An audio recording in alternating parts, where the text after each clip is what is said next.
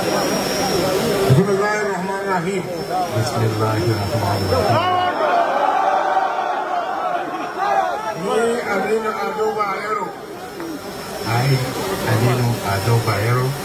Na yi alkawarin yin aiki da gaskiya.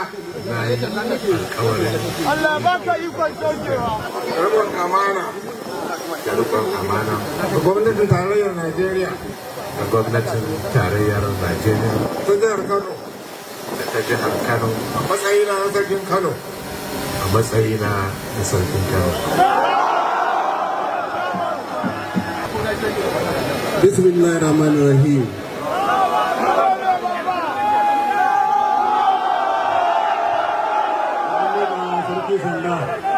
Sarki ya karbi sanda, farar sanda, alamar sarki mai daraja ta daya.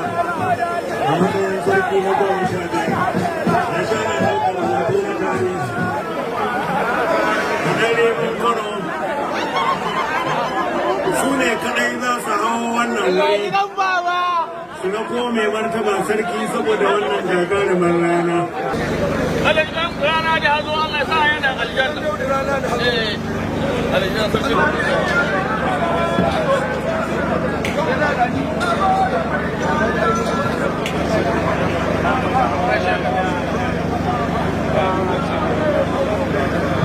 Distinguished senators, honorable members, honorable ministers, honorable speaker, and other members of Kano State.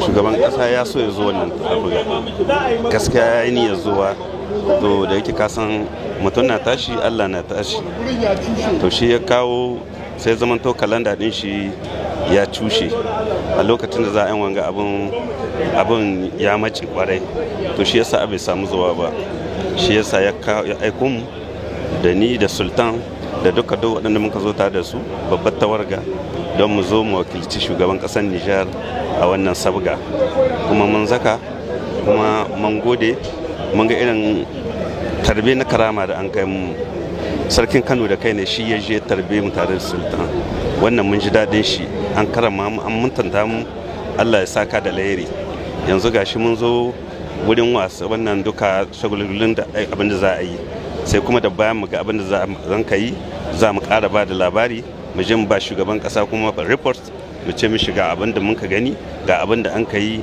kuma mun ga abin na ƙasaita abin na girma Alƙur'ani ne. To gashi ana sa masa madafar dawo.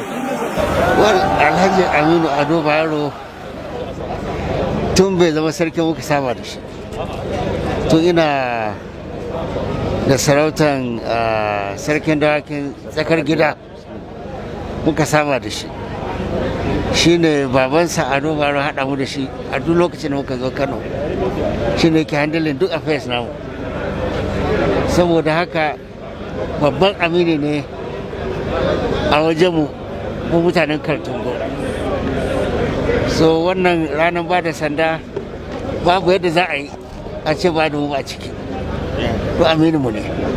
Saboda dangantaka da aka yi da iyaye wanda suka riga mu gidan gaskiya. So kuma wannan ba da sandan kasar a duk basarake wanda ita ce biki guda ɗaya babba wanda zai a rayuwarsa babu kwanda ya wuce wannan. Wajen gudanar da wannan karɓar sanda da aka yi.